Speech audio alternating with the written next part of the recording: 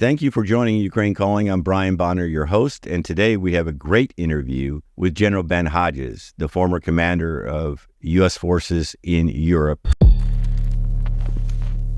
Russia as an enemy is never going to go away, so we have to reorder society along military lines. 10 years into the war, but Ukraine wasted 8 years, in my view, institutionally. I mean, there should be mountains of artillery ammunition everywhere. It is about total defense. Everybody knows that the survival of the country depends on everybody having a role to play. There are thousands of women that are in the military.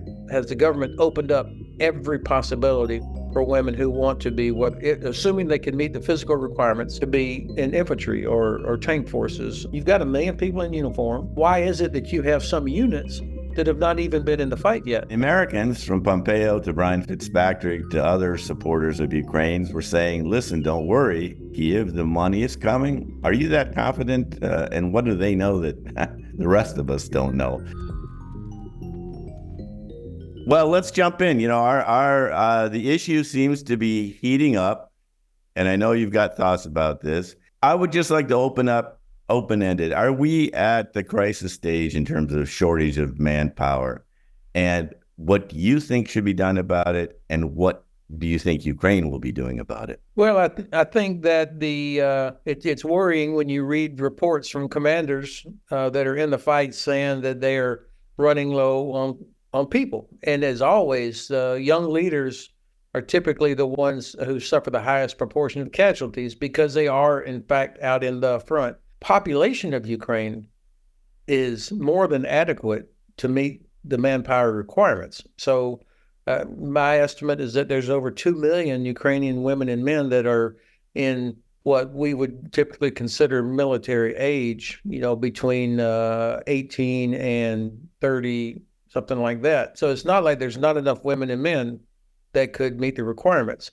It's why aren't they in uniform?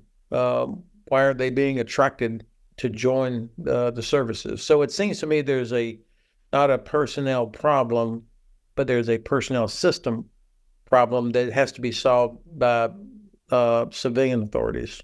Well, that has many elements, and that goes back to the shortage of equipment, as you know, of munitions, which the U.S. is not helping on right now. But back to conscription. You know that in Ukraine, they banned most people from 18 to 60 men from leaving the country. But mandatory conscription does not take effect until the person is 27.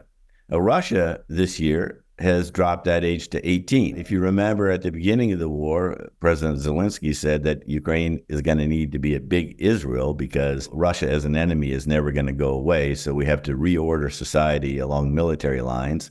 If that's true, Israel also takes people at age 18. Turkey takes people at 20. Isn't Ukraine going to have to match that at some point? Thank you for giving me an opportunity to at least address these. And ultimately, it is a decision for Ukrainian people and Ukrainian government to decide. This is not the problem for the commander or the chief of the general staff to decide. This is a civilian political authority topic that has to be agreed between the government and between the government and the Rada.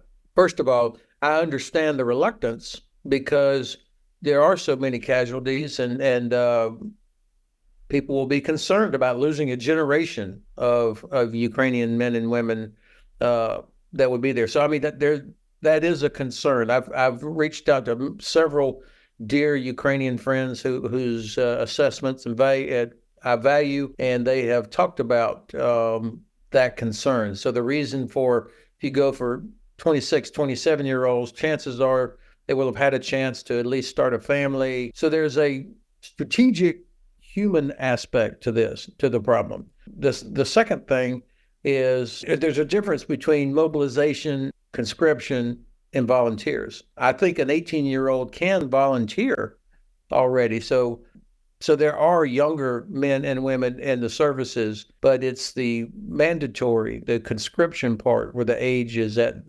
26 or 27. Number that shocked me the most was that the average age was 43. I mean, I remember where I was at the age of 43, had just finished being a battalion commander, and I could already see the difference between myself and my young captains and lieutenants and sergeants. I mean, physically, it becomes very difficult. So for a sustained conflict, the average age of your soldiers is anywhere near 40. That's tough. I live here in Frankfurt, Germany. I know that in Germany, Poland, Romania, some of the Baltic countries, there are tens of thousands of Ukrainians, military age, that are here. And I think that they are reluctant to go back to Ukraine to serve, not because they don't love their country, but because they have no confidence that they will be properly trained and equipped and put in a unit that's ready to fight. Instead, they are concerned that they'll just be fed into the carnage the way Russian conscripts are. Part of the task of the government here is to make sure that every woman, every man that joins the military is properly trained. And it's not something you can do in 2 or 3 weeks. We're talking about 4 months to properly train somebody who's just coming into the force so that they can do all the basic tasks, and then put them into a unit, a full-up unit, not individual, fill holes in a unit that's in the front line, but put them into a new unit that's being organized and trained to go in. So that's part of the challenge that they have to address. And then I think thousands of people would, in fact, come in and join. And if they were confident that their family would be taken care of if something happened to them. The last thing I'd say, and then I will pause or go back to you, Brian, is the Israeli model. This is an interesting model. It is about total defense. Everybody knows that the survival of the country depends on everybody having a role to play, whether it's in uniform or a strong, resilient society, working in defense industry. But that requires the leadership to build that culture within the country. And I'm not sure that culture exists yet, not as a society-wide culture. Of course, you've got to have people that can man the critical industries, or women given the opportunities to do everything in Ukraine. There are thousands of women that are in the military. Has the government opened up every possibility for women who want to be, assuming they can meet the physical requirements, to be in infantry or tank forces? I mean, this is a human resource that has to be optimized. One thing before I leave the age, does the Army have studies at which men or soldiers are most effective? I would assume it's 18 to 30. Of course, it depends on what your task is. The average age of the U.S. Army in Vietnam was 19. Of course, that was a conscript army. But you don't want sergeants that are 19. You want sergeants and officers that are a few years older, that have some experience, that have different responsibilities. But if you're talking about members of a squad or members of a crew in a tank or a howitzer, you can have a lower age. But places where you need physical endurance, what that 18 to 30 generally is a very good window, but particularly young men and women are physically at their peak. In the U.S. Army, we talk about how long it takes to grow a sergeant major. A command sergeant major, that's usually somewhere in the 18 to 20 years in service, where they have started as a young private, worked their way up to the top of the enlisted rank. Or a battalion commander comes in the Army as a lieutenant at the age of probably 21, and after 20 years, he's done all that, he or she's done all that, and they're ready to be a battalion commander. But one of the questions is, at what point does this become a political liability for Ukraine in terms of getting continued flows of international aid? If people, there's enough people already trying to find reasons to not help Ukraine, and if people latch on to this idea that, well, they're not taking people until the age of 27, so it's ludicrous for Western nations to even contemplate sending troops there if Ukraine is not willing to act like it's a nation fighting for its survival. I hear it more and more now that people start talking about it undermines support potentially for Ukraine. When I hear constantly from my Ukrainian friends or supporters like, why is it's the U.S. fault that we're dying on the battlefield? It's the Congress' fault that we're dying on the battlefield. Yes, I'm extremely unhappy that the Congress has failed to do its duty. I'm extremely unhappy that the president has failed to clearly identify that it is a strategic objective for the United States that Ukraine wins this war. But it starts to wear a little bit thin when you see that Ukraine is not willing to do everything necessary to have everybody in the fight that is needed. So I think this does run the risk of undermining some support for Ukraine.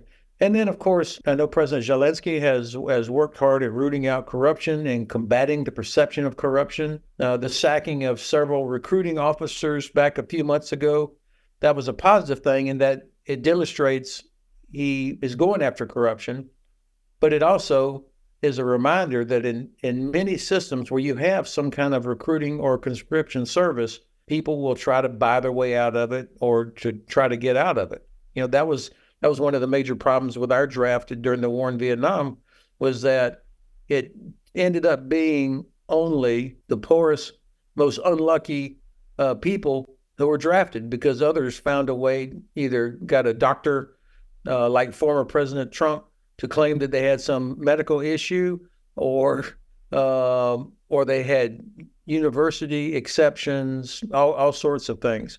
So fairness is an important part of any conscription system as well. I know you know German, so you can tell me if the Wall Street Journal is right or wrong, but this leak of these top German military officials talking about Ukraine, 38 minutes that Russia leaked, you have there the head or the chief of the German's Air Force saying, look, even if we give Ukraine 100 out of the 600 Taurus long-range cruise missiles that we have, yes, they can knock out the Kerch Bridge and some other high-value targets, but it's not going to change the course of the war because they just likely don't have the ground troops for a follow-up offensive. That was interesting to me because it showed, the calculations that Western allies are having and why they've been hesitant, as you've complained about for more than 2 years, in giving Ukraine what it needs. How do you read that? So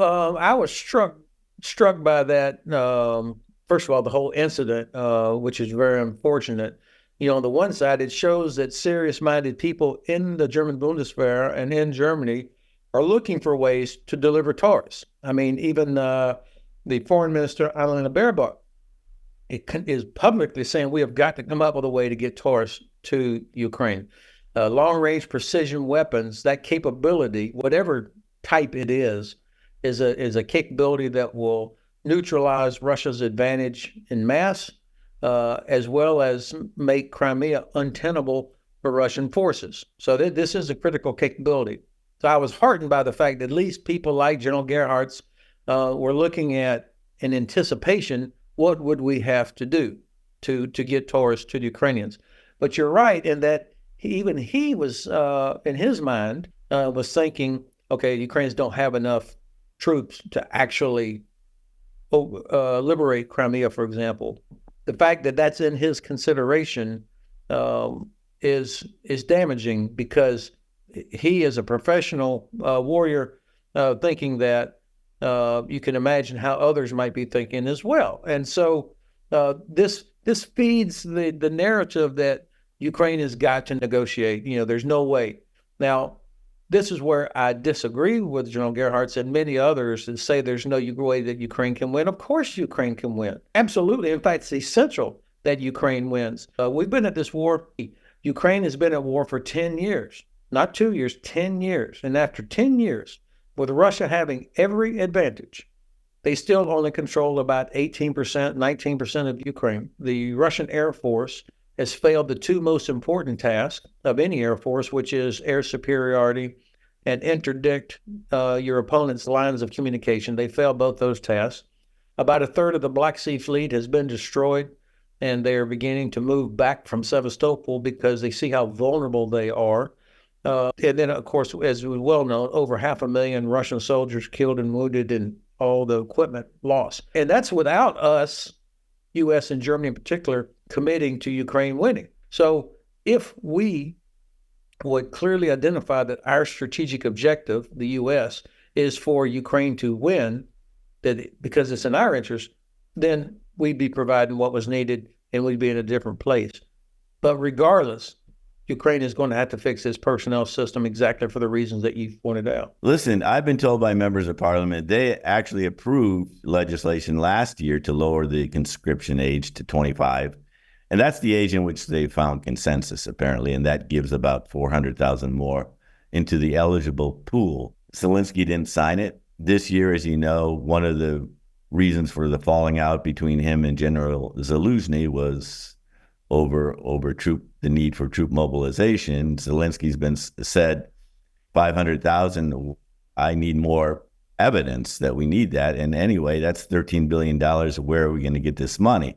So he ordered General Syrski, Zaluzhny's replacement, to conduct an audit because Ukraine has 1 million people mobilized, but apparently is no more than 300,000 that have seen combat duty. What are the other 700,000 doing? That audit is still going on. Parliament is waiting for that. It all looks to me like politicians kicking the can down the road. Does it look like that to you? And what are they afraid of? I mean, they've hinted at that. They know that this could be very unpopular and they're not really ready for the consequences, nor is there a particular campaign that's publicly viewable about why guys need to sign up.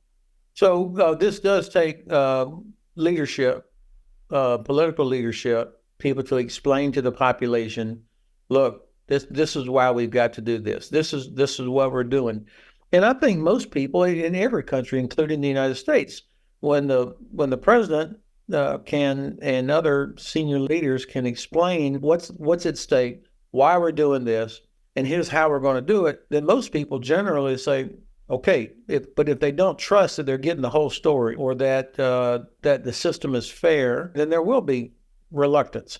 And I think it's a fair question to ask, like, wait a minute, you've got 1 million people in uniform. Why is it that you have some units that have not even been in the fight yet? This is a job for the ministry and for the military to demonstrate that they can manage the resources that they have, not just throwing more bodies at the problem, but proper management of a rotation. You know, of course, in the United States, we have congressional oversight of everything that we do. We're constantly having to demonstrate to the Congress where the money goes, where the people are. And during the years in Iraq and Afghanistan, we were constantly rotating units.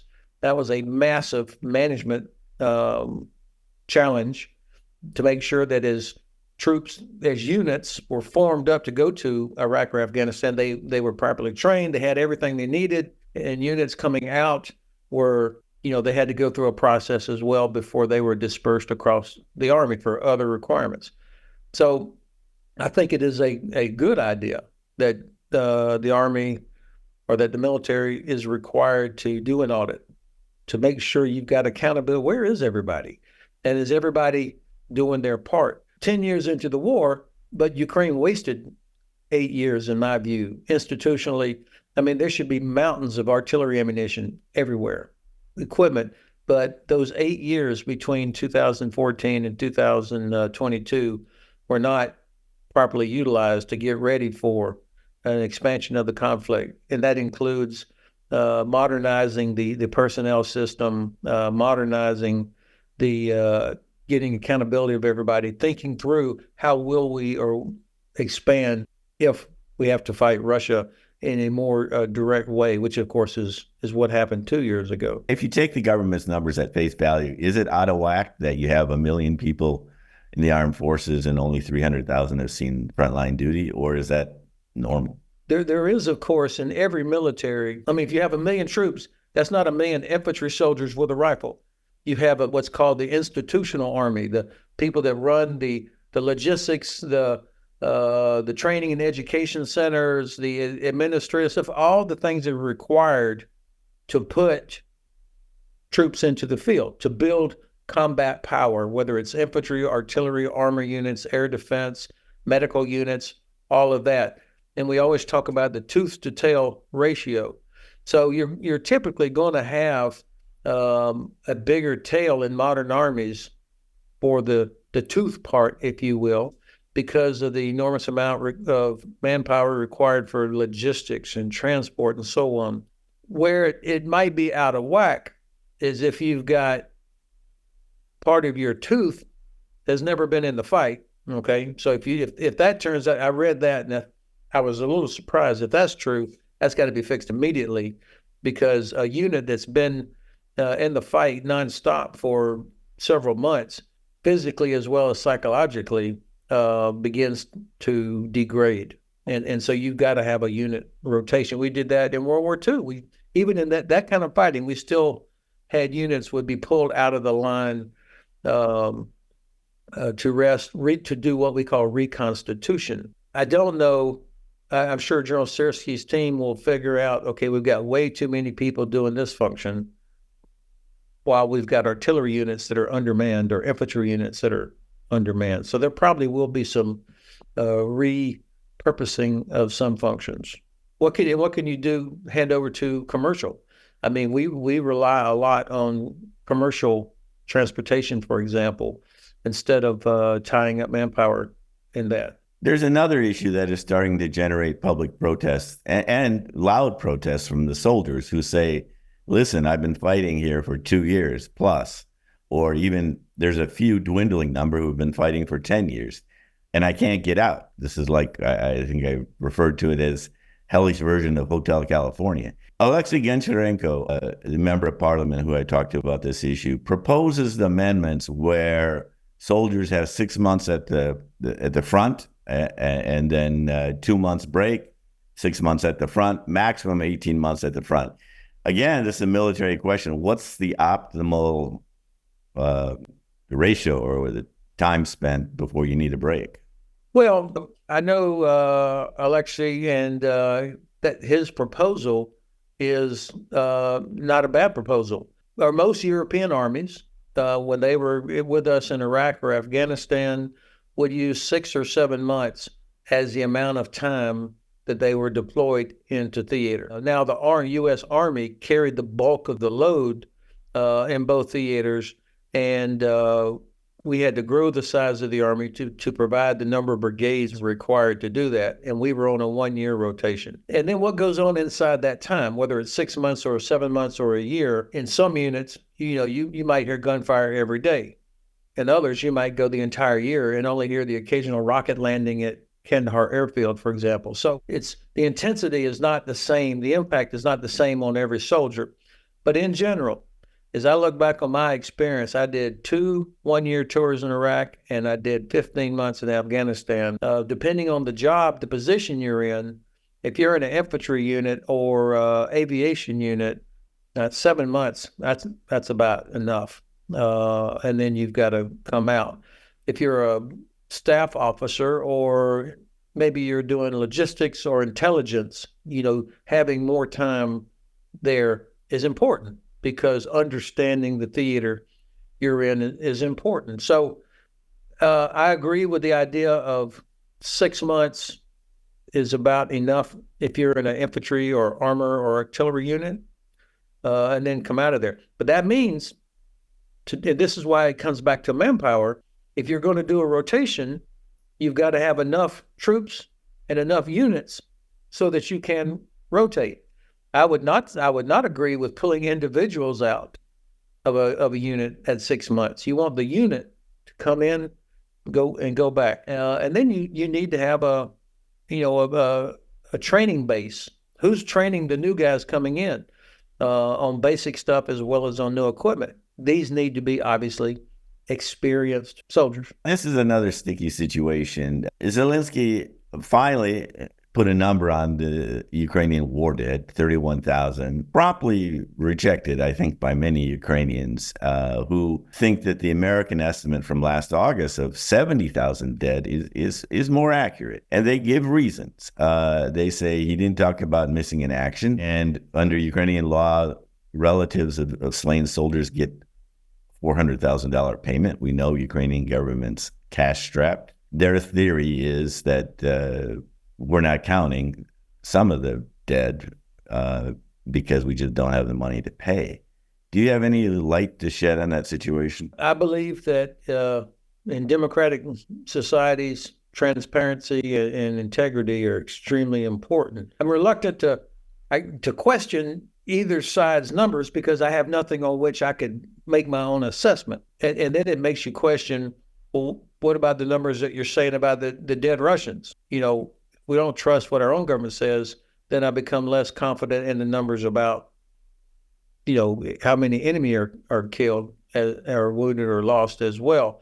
At the end of the day, for a democratic country to be successful in a war, you got to have the support of the population, and in whatever way, whether it's paying taxes, providing their sons and daughters, working in the industry, all the other things required in a total defense, whole of society war or survival. I would always advocate for transparency. You know, in the U.S. and in most Western countries, we've got journalists all over the place, and we have very transparent systems for casualties, for killed and wounded. You see the president, every time an American soldier is brought back home, you'll have a journal officer or maybe even the president, as we just saw at Dover when the remains are returned back home to the States. That's not a practical thing to do in Ukraine because of the numbers, but the point is that transparency is very important. Right. I mean, I remember when I was at the Kyiv Post, we tried to, fortunately, the casualty numbers were low enough that we could get the pictures and names of most of the guys and some women who were killed at the front. Now there's just too many and too much secrecy. Not even members of parliament can tell you how many are. Soldiers feel confident when they go into a battle, not only that they're in a good unit, that they're properly equipped, they got the best chance to survive, but they also know that if they're injured, there's a extensive medical system that will get them off the battlefield quickly. You get first aid and echelon care, and you've got a good chance for survival. But you also have confidence if you know that you are killed or you're so terribly wounded that you eventually succumb to your wounds, that your family, that you're not going to be left out there, and that your family will be notified and your family will be taken care of. That's an important part of the psychology of soldiers. And so if soldiers begin to believe that the government is not going to take care of their family, then I think that undermines their fighting quality. I'm coming to an end, and I welcome your thoughts on things I didn't ask about because I know you just came from America and got a lot of impressions. But I'm sitting here in Kyiv, and I participated or went to all the second year anniversaries, and we had a veritable roster of VIPs from America and all over the world. And the Americans, from Pompeo to Brian Fitzpatrick to other supporters of Ukraine, members of Congress, were saying, listen, don't worry, Kyiv, the money is coming. Are you that confident? And what do they know that the rest of us don't know? I heard 3 different Republican members of Congress during the Munich Security Conference also speak optimistically that it was going to happen, but it hasn't happened yet. And Speaker Johnson appears to be completely under the thumb of candidate. There's no practical reason why he would delay when the majority of Republicans in the Congress support aid. Stand fast, the majority or almost every Democrat supports aid. So I would put this in part on Mr. Johnson and on Mr. Trump, that this continues to be blocked despite overwhelming support. I also have to put part of the blame on the administration, though. The administration has not made this a priority in terms of public communications, of explaining why it's in America's interest. And so because the president has failed to talk about Ukraine winning and why it's in our interest, it's good for America, then he left the door open for the right-wing extremists in American politics to grab the narrative to turn this into a choice somehow about America's southern border versus helping Ukraine. And so this is a surprisingly for the president who's got 50 years of political experience to have failed. He and his team to have failed to make the case, and I think that's partly why we are where we are. Eventually, they'll find workarounds, and also, frankly, Europe is a part of this as well. I mean, the Europeans have been as slow or slower than the U.S. to deliver things that are out there. You know, President Pavel, the Czech Republic, the other day, of course, he announced 800,000 rounds. Some of that may start to show up in a few weeks. This is a year too late, not too late, it's a year late, but I do think that finally the big wheels of industry are turning, and they're finding ammunition, and they're finding the political will to get it there. So we'll be in a better place, at least logistically, by, I don't want to put a date on it, but in the next few months. Let's hope so. As you can see, Russia's taking advantage of the delays. They're on the move. Absolutely. They're taking Avdiivka. They're moving ahead. Do you assess that they have the capability to make a big breakthrough? Of course, they have bodies, untrained. That's why they have such huge casualties, because they just push people into the meat grinder, and they've got artillery ammunition. And so this is old-fashioned attrition, an attempt to overwhelm Ukrainian defenders with mass. And so that's going to continue. But that's different from breakthrough. I mean, I don't see that they have a large mobile formation that could exploit like what they accomplished at Avdiivka, that could then get on the move and start heading towards Kharkiv or Kiev or other major cities in the way that the old Soviet doctrine with operational maneuver groups, because that would require trained armored formations with the necessary logistics to keep them going. I'm not sure that that's there. So even if they continue to achieve local tactical successes in different places, obviously I could be wrong, but I haven't seen evidence that they've got this big formation that could do that. Let's hope you're right. Finally, I mean, do you agree that the $60 billion is basically just enough to keep Ukraine in the fight for another year? It's not enough to turn the tide. Well, the problem is with all these aid packages, they're not tied to a strategy. I mean, there is no, here's our objective. What do you need? We're going to provide what's needed. Instead, the supporters are doing what they can to get aid, but we have not organized for victory. And, what's happening, Russia's attack on Ukraine is part of a larger global challenge that the U.S. and our allies face. You've got Russia's attack on Ukraine, Hamas attack on Israel. That was not a coincidence. This is Iran, Russia's best ally, supporting Hamas, and also with the Houthis in the Red Sea. This is all about Iran. So that's another part of a strategic whole. And then, of course, China's watching to see, do we have the political will, the industrial capacity, and the military capability to address these, and the way the Allies did in the Second World War. And I think, this is where we should think strategically and say, okay, we have to address all these. Let's get organized. Russia first, just the way Churchill and Roosevelt said Germany first in 1942. Russia first, and then Iran is isolated, and China will be deterred because they're like, whoa, the West does have the ability to do that. But instead, what you hear about is we're with you for as long as it takes. Nobody even believes that anymore. And because we don't have a strong narrative about our strategic approach, you've got extremists are able to grab the narrative in an election year. And the Russians, of course, exploit the hell out of this. So thank you. Have a great day. Stay safe. Thank you very much. Please subscribe to us, Ukraine Calling, on all of our social media platforms. Leave your comments and let us know how you like the program and who you would like to see in upcoming episodes as guests.